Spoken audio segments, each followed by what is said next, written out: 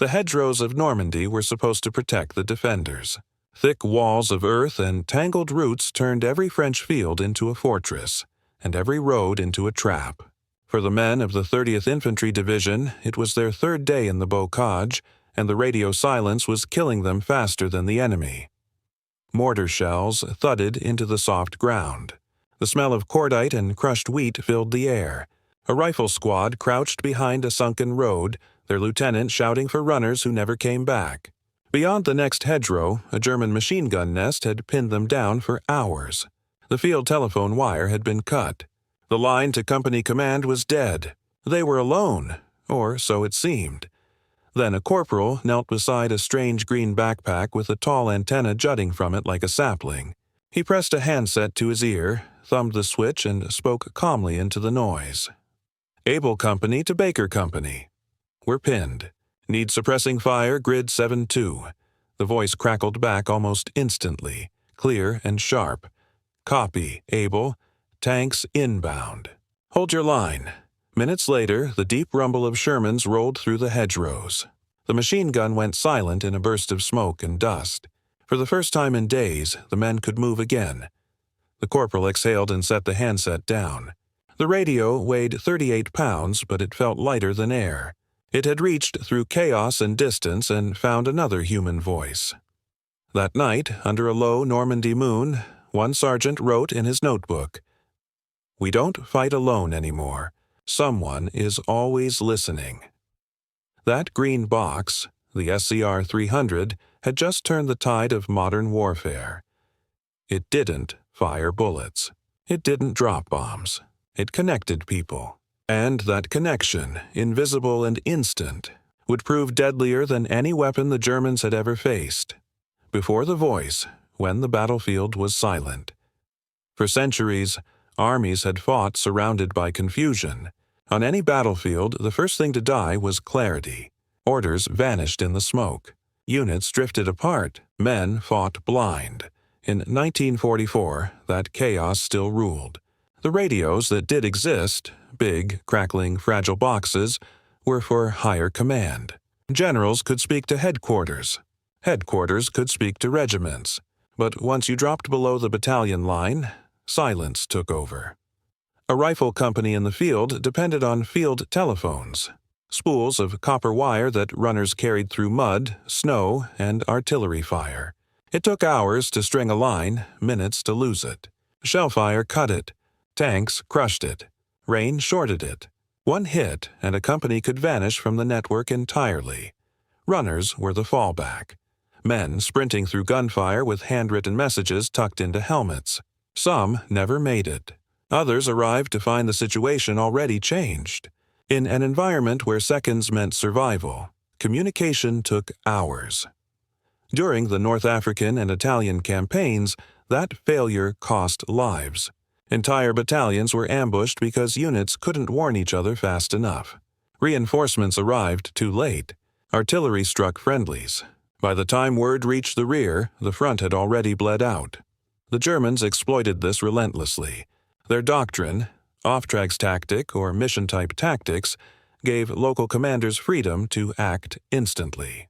If an opportunity appeared, a German platoon leader didn't wait for orders. He moved. Meanwhile, his American counterpart often waited for confirmation that never came. In Tunisia, at Kasserine Pass, that difference shattered Allied lines. A captured Wehrmacht officer summed it up simply, "You Americans fight well. When you can talk." The U.S. Army knew it. They could outproduce Germany in tanks, planes, and guns, but not in tempo, the rhythm of decision-making. Every wire cut, every delayed message slowed that rhythm. And in war, timing was everything. In 1943, the Army Signal Corps was already searching for a miracle. They wanted something light enough for a man to carry, powerful enough to cross terrain, and clear enough for speech. Not Morse code. But to do that required technology that barely existed. Most portable radios were enormous, 80 pounds or more, and operated on high frequencies that bounced unpredictably off hills and trees.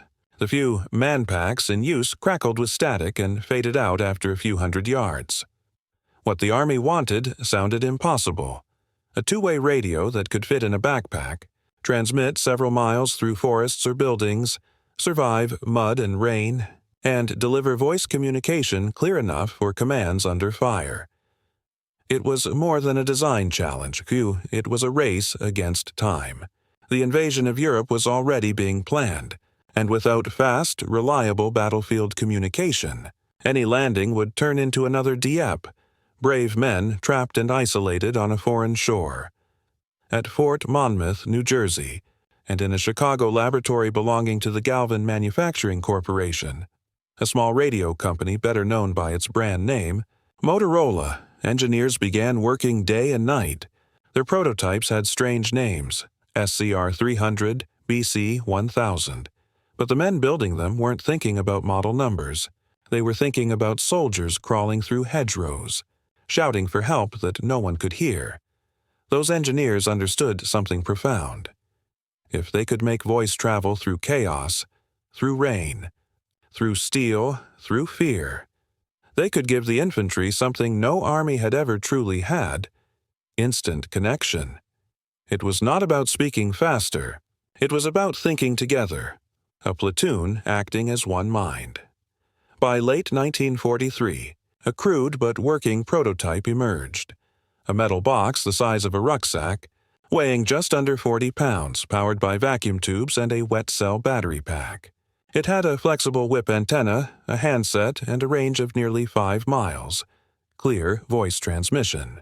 It didn't need cables, runners, or perfect weather. It worked anywhere. Field tests began quietly in the hills of Tennessee and the deserts of California. Soldiers who tried it couldn't believe it. One sergeant famously said, "It's like the company has a brain now." When engineers heard that, they knew they'd built more than a machine.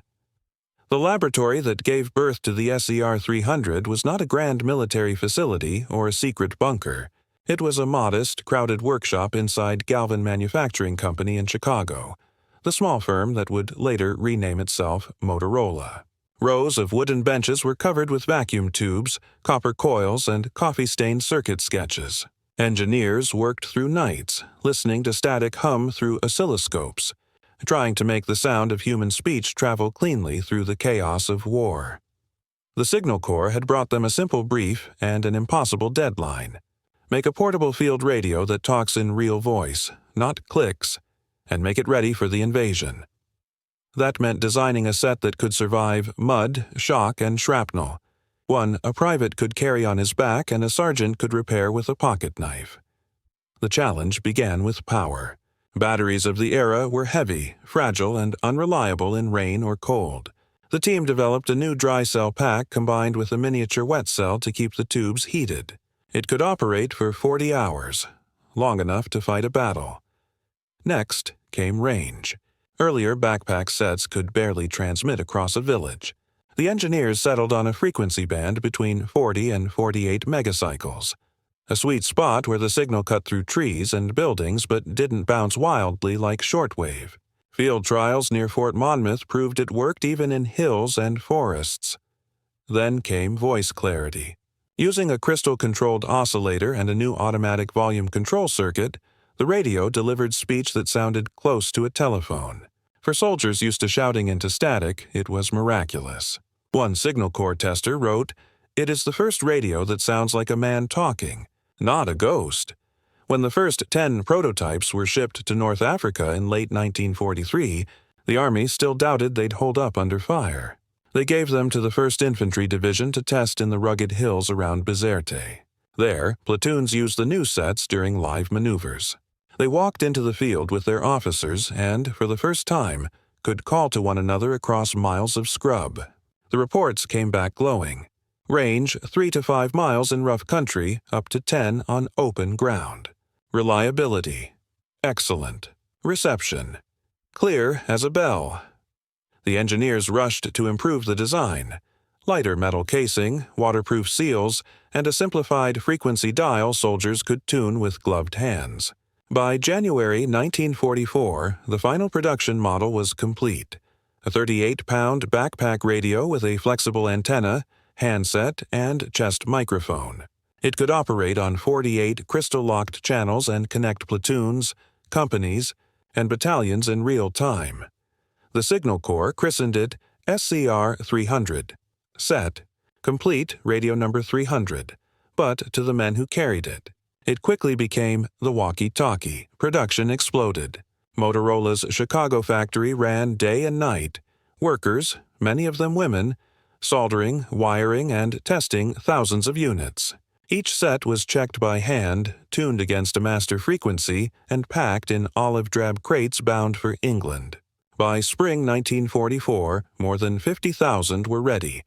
They arrived just in time for Operation Overlord. In the weeks before D-Day, American engineers trained signal teams across southern England. Infantry platoons practiced using the radios during mock assaults on coastal villages. Tankers learned to listen for infantry requests instead of relying on flag signals. Artillery observers drilled on fast call-for-fire procedures. The effect was immediate. Units began to move as if linked by invisible nerves. June 6, 1944. When the first waves hit Omaha and Utah beaches, SCR-300s came ashore wrapped in plastic and burlap.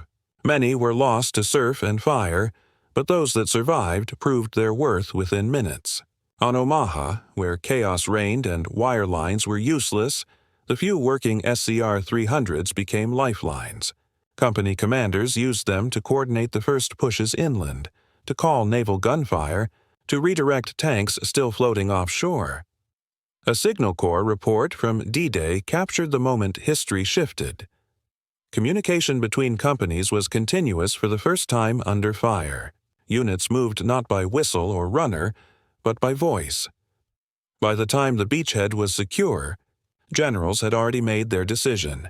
Every infantry company in Europe would carry at least 2 SCR-300s, the network of voices that began on Normandy's. Sand would soon spread across the continent. It was the dawn of instant command, the birth of the connected battlefield, the human network. When the battlefield began to talk, before the SCR-300, a platoon in combat was an island. A hill, a hedgerow, or a burst of artillery could cut a company into fragments that might never find each other again. When bullets started to fly, silence fell. Not peace, but the terrifying silence of men fighting without contact, each group guessing what the others were doing. Then the radio came. The first time a rifle squad heard a living voice come through the handset in the middle of battle, it didn't sound like technology. It sounded like rescue. Able 1, this is Baker 2. We've got movement left of the road. Roger, Baker, I see them. Hold your fire till I call it. Those words meant everything. They meant that someone else was out there, watching, thinking, responding. The war that had once scattered men across noise and confusion suddenly felt connected. Sergeant William F. Hart of the 1st Infantry Division wrote home after the St. Lo campaign. It's the strangest thing. We can hear them breathing, talking low, steady, as if they're beside us. You start to feel like the company's one big body, and you're all parts of it moving together. That body was exactly what the Signal Corps engineers had dreamed of, a nervous system for the Army. The SCR-300 made it real. Every platoon now carried its own nerve center. Squad leaders no longer needed to shout over gunfire or wait for messengers. They could whisper into the handset, and their words would leap hedgerows, woods, and miles of farmland. It turned panic into precision. At the same time, it changed leadership itself. Before, lieutenants led by proximity, whoever they could see or reach. With the SCR-300, they led by presence. They could speak to units spread across terrain, direct fire, or call artillery without leaving cover. It gave officers something they had never truly had in the chaos of battle: awareness. In the bocage, where visibility was sometimes no more than 20 yards, the radio became a sixth sense. A machine gunner could call for a flank without seeing it. A medic could summon evacuation while still treating the wounded. Tank crews learned to listen for infantry signals instead of guessing which direction to support. The front, once a collection of disconnected fights, began to move as one living front line, and the voices that filled those headsets carried more than orders. They carried confidence, A calm radio voice could stop a retreat, steady a squad, or guide men out of a fog they couldn't see through. Private Charles Haynes remembered hearing his platoon leader on the SCR-300 after being cut off near Mortain. "We thought we were done." Then the radio cracked and he said, "We hear you. Hold for 2 minutes." We held. 2 minutes later, tanks came through. That box saved our lives. The Germans noticed it too. Prisoners later spoke of American coordination as if it were supernatural. Infantry moving with armor almost instantly. Artillery arriving at perfect moments. They didn't realize they were watching the world's first wireless army. The SCR-300 turned every soldier into a note of information. What one man saw, everyone could know. A single report could shift an entire battle.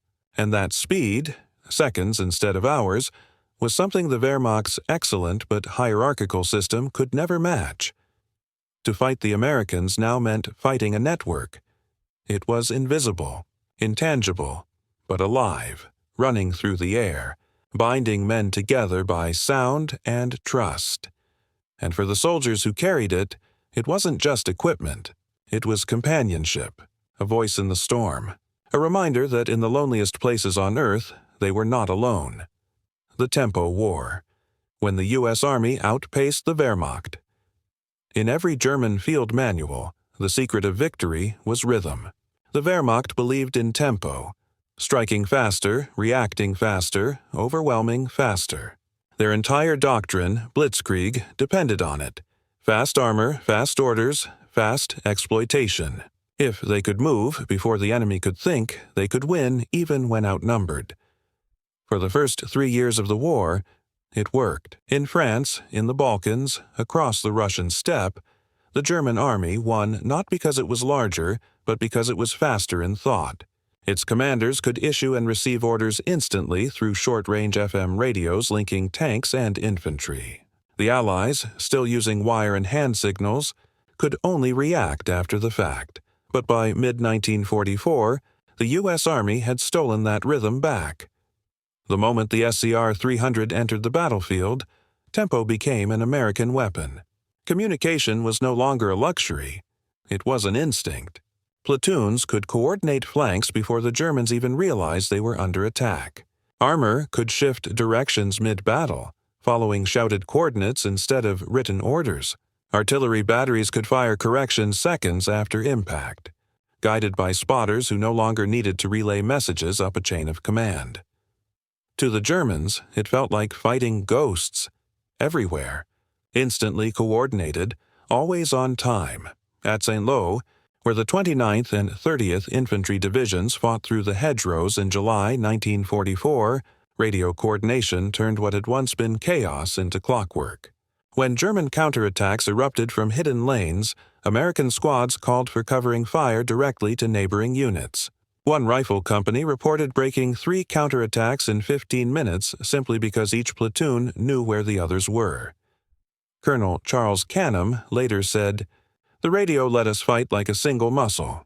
Every time the Germans flexed, we hit back before they could swing. That speed killed initiative, the very soul of German tactics." Under Auftragstaktik, tactic, Wehrmacht officers relied on split-second independent action. But split seconds meant nothing when the enemy could reorganize entire formations in that same instant. Radio coordination turned the battlefield into something the Germans had never faced, a fluid, thinking organism.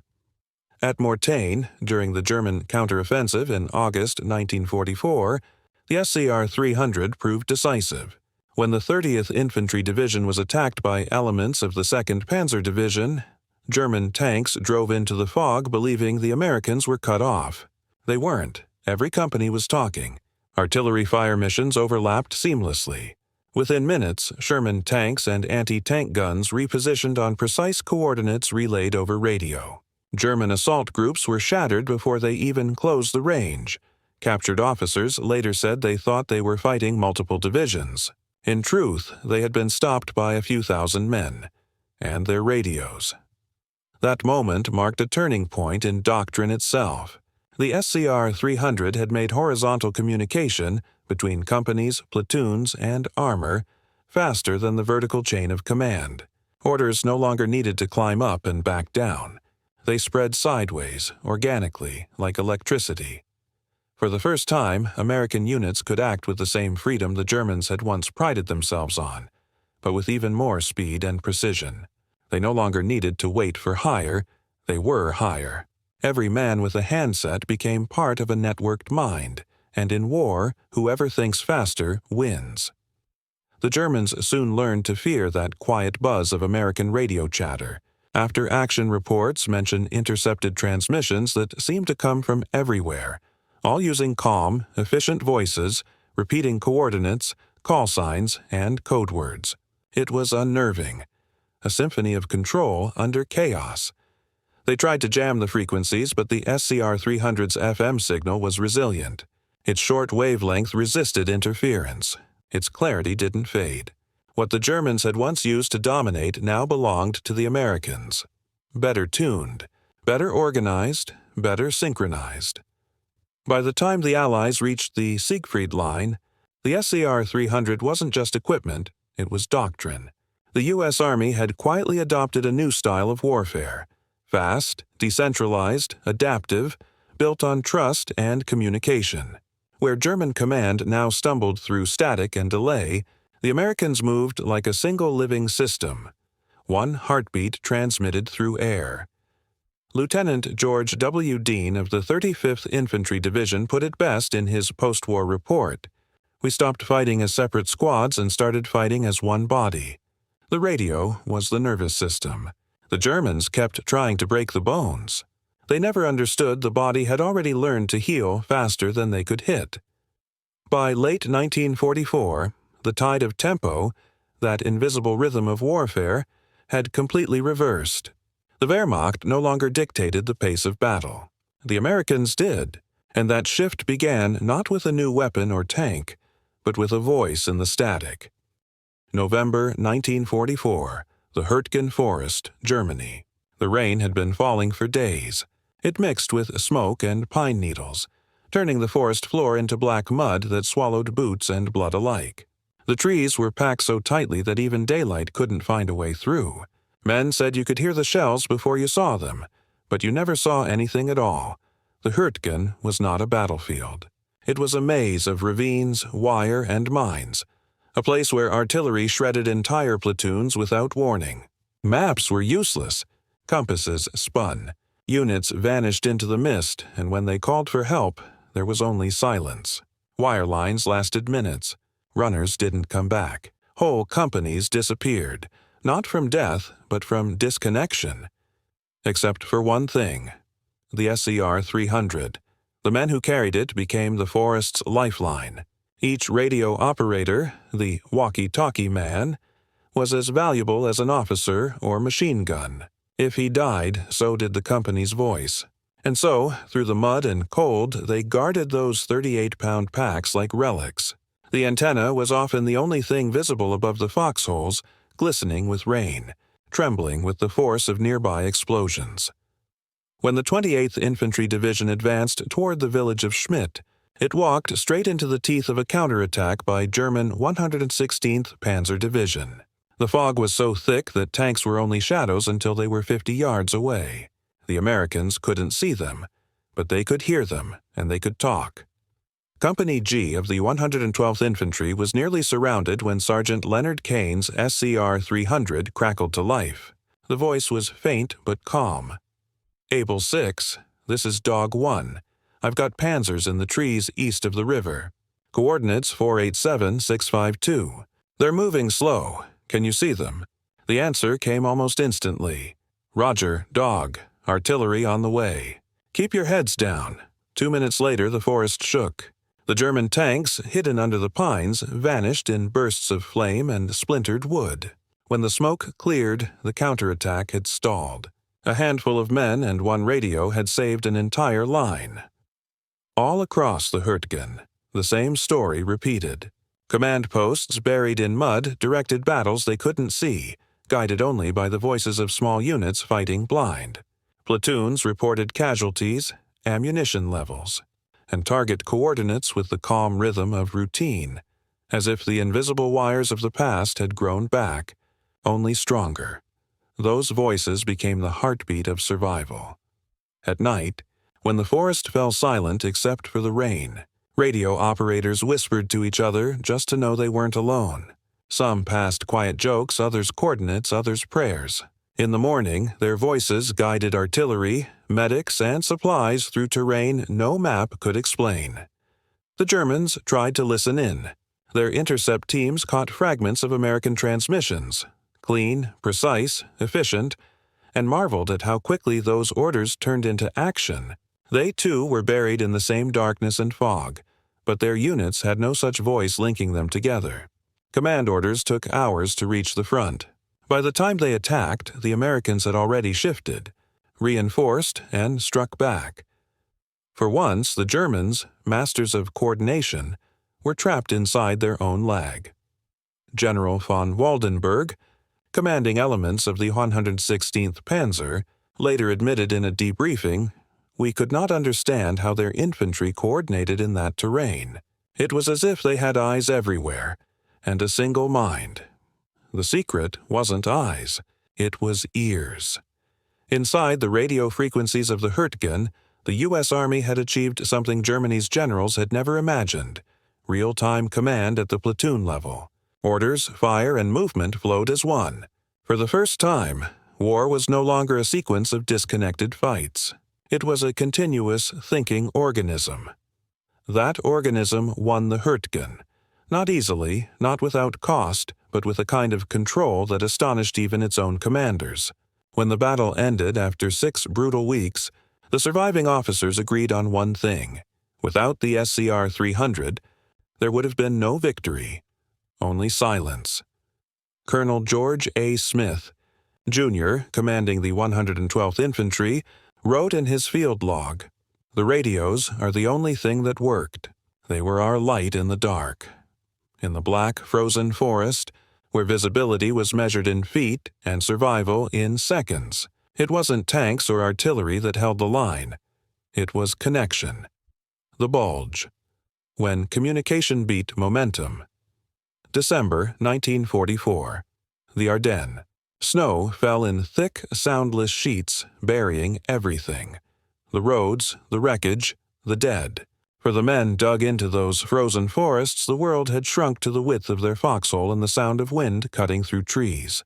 Then, on the morning of December 16th, that silence broke beneath the thunder of German artillery. The Battle of the Bulge had begun.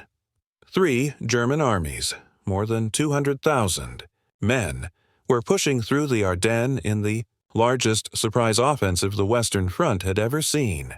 The plan was pure blitzkrieg: hit fast, drive deep, shatter communication, and divide the Allies before they could respond. For a moment it worked. Telephone lines went dead. Runners vanished in snowstorms. Entire battalions found themselves cut off. Their command posts overrun, but this time, the Germans had miscalculated. They weren't facing the 1940 French Army or the 1942 Americans in North Africa. They were facing an army that could talk in chaos, an army woven together by invisible threads of radio. When the shelling stopped and German panzers rolled out of the mist toward Bastogne, the U.S. 101st Airborne Division was already moving. Paratroopers who had barely unpacked from Holland were running new antenna wire, tuning their SCR-300s, and establishing contact with artillery, armor, and every rifle company in the sector. Within minutes, what should have been panic turned into coordination. Captain Harold Ringquist, a Signal Corps officer attached to the 502nd Parachute Infantry, later said, "We had no maps that made sense, no phone lines, and half the runners were gone. But the radios worked. You could call the next foxhole like it was next door." As the Germans pushed forward, American companies formed an elastic defense, bending, never breaking, each one updating the other on the enemy's direction. Fire missions that once took 20 minutes now took 2. Mortar teams shifted by voice. Tanks maneuvered by coordinates relayed from infantry who could see but not move. The line held because it could speak. When a German armored column tried to cut the Bastogne road at Foy, an airborne lieutenant radioed the 705th Tank Destroyer Battalion, Panzer column north of the crossroads moving fast. Range 700 yards. 2 minutes later, American 76mm guns opened fire. The attack disintegrated before it could form. The Germans didn't understand how their ambushes kept collapsing. They had cut the roads. They had blocked the bridges. They believed the Americans couldn't coordinate. And yet, every counterattack met pre-sighted artillery and overlapping fields of fire. They never saw the antennae. Thin, flexible whips buried in snowdrifts, or the men crouched over them with handsets pressed to their frostbitten faces. They never heard the steady voices calling through the storm, connecting an army that should have been scattered. Inside Bastogne itself, where General McAuliffe's headquarters was surrounded, the last surviving SCR-300s became lifelines to the outside world. When the Germans demanded surrender, McAuliffe's single-word reply, "Nuts," was transmitted over those same radios to every company still fighting in the perimeter. The laughter that followed wasn't bravado. It was relief. Proof that command was still alive, that someone was still listening. Even when the weather grounded aircraft and choked supply lines, the radios kept working. Operators improvised new antennas from barbed wire and rifle-cleaning rods. Signalmen strung wet batteries around campfires to keep them from freezing. And still the voices carried. The Germans brought in intercept units, hoping to triangulate and silence them, but the SCR-300's FM signal, short, directional, and resilient, slipped through the interference. What little they captured was useless. Code names, call signs, timing, all changing daily. To the Wehrmacht, used to exploiting enemy communication failures, it was a nightmare. Every hour, the Americans were adapting, redistributing, reinforcing, faster than any written order could move. When Patton's Third Army began its legendary northward drive to relieve Bastogne, the coordination was almost surreal. Tanks, infantry, and artillery moved in harmony across frozen terrain, each column guided by real-time updates from forward radio teams. One message from a recon patrol could redirect an entire armored division. German units, paralyzed by poor communication and broken command links, had no idea how the Americans kept anticipating them. In post-war interviews, German officers described the experience with disbelief. Their coordination was too fast. We could not react. It was like fighting against a machine that learned. They weren't wrong. The SCR-300 had turned the American army into a living machine, not of steel, but of information. When the weather finally cleared and the skies filled with Allied aircraft, the end was inevitable. The counteroffensive had been broken not by numbers alone, but by communication. In an army that could no longer be isolated, encirclement no longer meant defeat. The Germans had brought firepower. The Americans brought connection, as one exhausted paratrooper wrote in his journal after the relief of Bastogne. "We won because we never stopped talking, even when we couldn't see."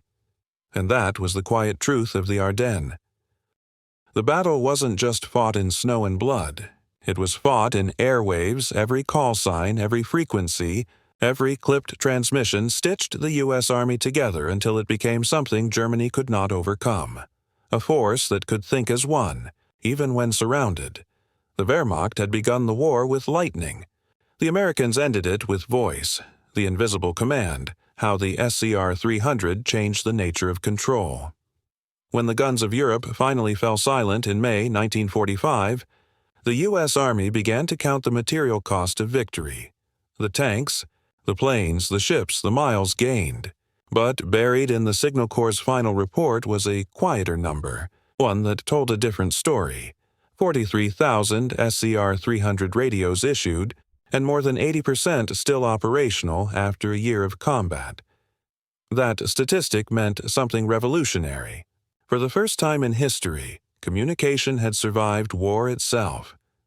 In the ruins of Germany, generals and engineers began asking a new kind of question. If a company could coordinate itself in real time, what could an entire army do when every unit was linked? The answer would define not just the rest of the century, but the very structure of modern command. The end of the silent army. The U.S. Army of 1945 was not the same organization that had landed in North Africa just 3 years earlier. In 1942, messages crawled through wires and messengers. In 1945, they moved at the speed of voice. Division headquarters could talk to regiments in the field, and those regiments could reach down to rifle platoons in seconds. The fog of war had begun to lift, not because commanders saw more, but because they could listen more. The SCR-300 had become the foundation of a new doctrine called continuous command, a philosophy that replaced the old stop-start rhythm of battle with an unbroken stream of coordination. Instead of giving a single order and waiting for reports to climb back up the chain, commanders could now shape the battle as it happened, adjusting artillery, maneuvering armor, and redirecting infantry through the same shared frequency network. At every level, that instant link changed the relationship between leader and LED. Officers stopped thinking of their units as disconnected formations and started thinking of them as synchronized organisms. A division was no longer a collection of battalions. It was a single instrument with many hands. Lieutenant General Omar Bradley summarized it in one line after the war. Before the radio, a commander issued orders. After the radio, he conducted. From the foxhole to the Pentagon, the SCR-300 also changed how soldiers thought about information. During the war, a sergeant's shout carried only as far as his voice. By 1945, a private's observation, a tank sighted, a bridge destroyed, could reach division command in less than a minute. The hierarchy had flattened, and information flowed both ways. The battlefield had become a network before the world even had a word for one. In Washington, this success did not go unnoticed. The Army Signal Corps submitted a classified report recommending that all future operations be organized around wireless voice communication, not as a support function, but as the nervous system of the military. The document predicted that the nation that controls the airwaves will control the field. It was more than prophecy. It was policy. By 1949, when the North Atlantic Treaty Organization, NATO, formed, its entire command architecture was modeled on the U.S. wartime system of radio integration, a direct descendant of the SCR-300 network. Frequency discipline, call sign structure, encryption methods, even the standardized handset design came from the lessons of 1944. The walkie-talkie that once linked platoons in hedgerows now linked generals across continents. And at Motorola, the engineers who had once worked in that cramped Chicago lab began sketching out a new generation of portable sets, lighter, stronger, multi-channel. Their design sheets carried a simple phrase written across the top: "If it talks, it wins." The tactical revolution. What had begun as a technical project ended as a philosophical transformation. The SCR-300 had taught commanders that speed of information mattered more than weight of metal. It didn't matter who had more guns. It mattered who could coordinate them first. That principle, the triumph of communication over concentration, became the backbone of American warfare from Korea to the Persian Gulf. During post-war maneuvers in 1946, observers noticed something extraordinary. Units trained with live SCR-300s moved as if choreographed. Infantry and armor wove together seamlessly. Artillery adjusted fire mid-salvo, and entire exercises played out like orchestras instead of mobs. The after-action report simply read, "Command and control are no longer separate ideas." That was the hidden victory of the SCR-300. It didn't just win battles, it abolished isolation. The Germans had once owned tempo because they could act faster than their opponents. The Americans ended the war owning tempo because they could communicate faster. Every battle since has been an echo of that shift, from the jungles of Vietnam to the digital networks of today's armies. In the words of General Matthew Ridgway, the voice radio did not just change how we fought. It changed what we meant by fighting together. The war was over. The weapons were silent. But the voices, those calm, steady, confident voices that had once cut through shellfire, would never fade. They had built the world's first connected army, and from that moment on, every army that hoped to survive would have to be one. Two, from the walkie-talkie to the network, the birth of the information army. When the last SCR-300s were packed away in Army depots at the end of 1945, nobody realized they were putting the first nodes of a coming network to sleep. What began as a backpack carried by tired infantrymen, trudging through hedgerows, would become the ancestor of every command system that followed, from Cold War field radios to the encrypted digital webs that now tie satellites to soldiers. The device that soldiers nicknamed walkie-talkie had turned out to be something larger, the first personal node in a global communication web. In the years that followed, engineers refused to let the silence return. At Fort Monmouth and Motorola's research labs, they dissected the SCR-300 and redesigned it for the next kind of war, one that would no longer rely on visible lines of battle. They shrank its size, hardened its circuits, and multiplied its channels. The next generation became the ANPRC-10, the first hand-carried field radio of the 1950s, lighter, stronger, and tuned to link platoons to jet aircraft, tanks, and artillery across miles. Its DNA was pure SCR-300, frequency modulation for clarity, crystal control for stability, and simple, intuitive controls for men under stress. During the Korean War, those new radios proved decisive in mountainous terrain, where field telephones were useless and visual signals vanished in snow. American and UN forces coordinated bombardments, troop movements, and air support in real time, repeating the same miracle the SCR-300 had first achieved in Normandy. Commanders began calling it talking firepower. By Vietnam, the evolution was complete. The new PRC-25 and PRC-77 radios, direct descendants of the SCR-300, filled the jungle with voice. Every platoon leader carried one. Every airstrike, medevac, and artillery request began with a burst of FM static followed by human words. Those green boxes, slung over weary shoulders, were the great-grandchildren of the Motorola prototype built in Chicago in 1943. What they carried into the field was not just speech. It was the same idea that had broken the German counterattacks. The ability to act as one, even when scattered and unseen. When the Cold War pushed technology into space, the military followed the same logic that had driven the SCR-300's inventors: control through synchronization.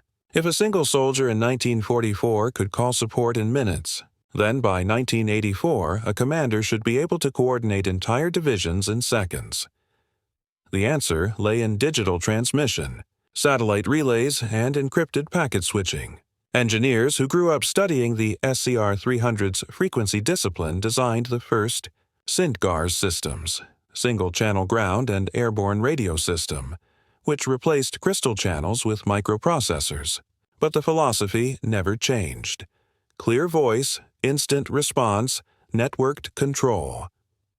By the 1991 Gulf War, every tank, helicopter, and forward observer was part of a seamless web. Orders, reconnaissance data, and live targeting flowed like water. The modern expression of that first invisible thread stretched between two foxholes in Normandy. Even the Internet itself, born from DARPA's research into resilient communication networks, owed a conceptual debt to the SCR-300's wartime lesson. When you remove the dependence on fixed lines and make every node independent, the system cannot be silenced. The same idea that once defeated German counterattacks became the architecture of global connectivity. By the dawn of the 21st century, the principle had become universal. Every soldier carried what the Signal Corps of 1944 could only dream of: a compact digital radio smaller than a canteen, capable of voice, data, and encryption, linking to drones, satellites, and command centers oceans away. The U.S. Army called this new system network-centric warfare. But to those who knew their history, it was nothing new. It was the SCR-300 reborn. The same heartbeat of human voices crossing chaos, now accelerated by code. What had once been a field tool had become a philosophy. Information itself was a weapon. In 1944, the SCR-300 had taken war from the age of courage into the age of coordination. By 2004, it had taken it into the age of cognition, where victory depended not on how many rounds a soldier could fire, but how much information he could share. Every encrypted transmission, every satellite relay, every battlefield network carries a trace of that old radio hum, the faint hiss of analog static that once echoed through the hedgerows of Normandy. Few of the men who carried the SCR-300 lived to see how far their radio's descendants would go, but their memory remains in the Signal Corps motto still carved on the walls of Fort Gordon: pro-Patria vigilance, watchful for the nation. Because that's what the radio did. It watched, listened, and connected. It turned war from an act of isolation into an act of synchronization. It gave the modern world a new kind of soldier, one who fights with his voice as much as his weapon.